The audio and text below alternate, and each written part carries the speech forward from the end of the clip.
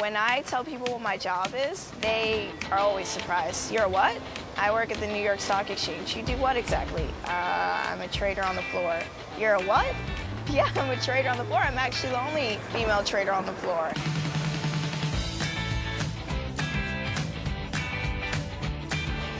The floor is very fast, especially during the open and the close. It's a lot of moving parts, and it's a lot of just making your voice heard.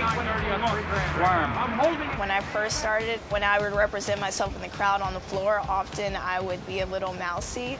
I know that they hired me because I was qualified, so I have to not listen to the self-doubt. Just because you're part of their world doesn't mean you need to be a man. You just need to be yourself. And you need to be strong, confident, and let them know that I'm here and I have a voice and you're going to listen to me.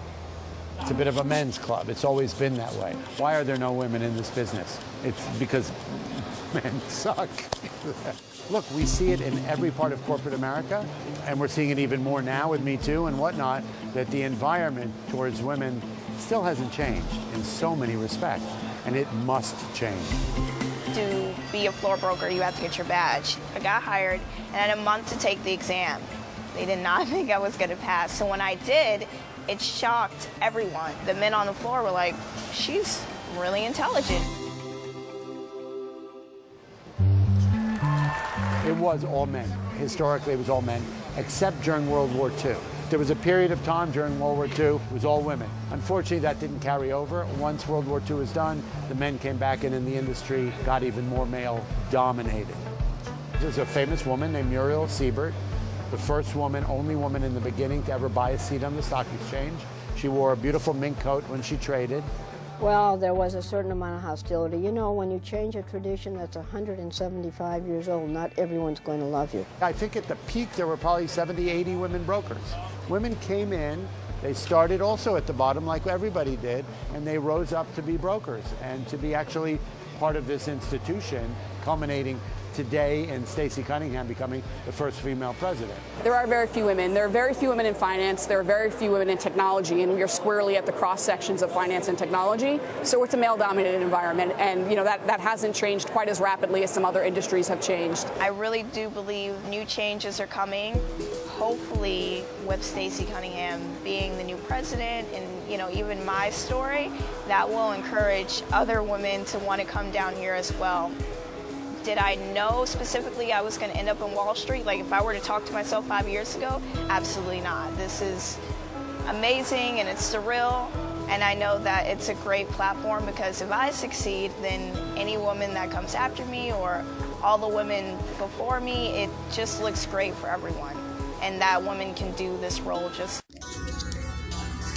Peace, peace, peace. This your brother Monroe Jr. So y'all just saw the video of the sister who works at the New York Stock Exchange, and man, I just want to commend her. That's excellent.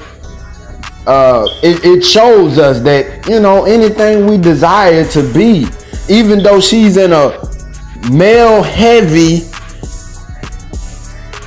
dominated industry, she forced herself into the industry by her greatness, by her brilliance, by her excellency. See, there's something about excellency that, you know, when you're manifesting those traits, when you're manifesting the greatness that lies in you, you break down barriers, right? So she's in an industry that's male heavy, but yet she has inserted herself by her own greatness.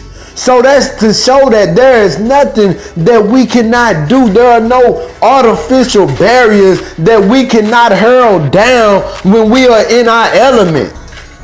So I just want to salute her for manifesting black excellency, black brilliance, and overcoming those obstacles that were in her path to get what she desired. Like she said, she had a month to take that exam. And most of them thought that she would not make it, that she would not overcome, because they were probably used to seeing people buckle under the pressure, to seeing people fold under the weight of the test. But yet here comes this young sister, 23, 24 years old, knocking walls down. So I salute her, I commend her.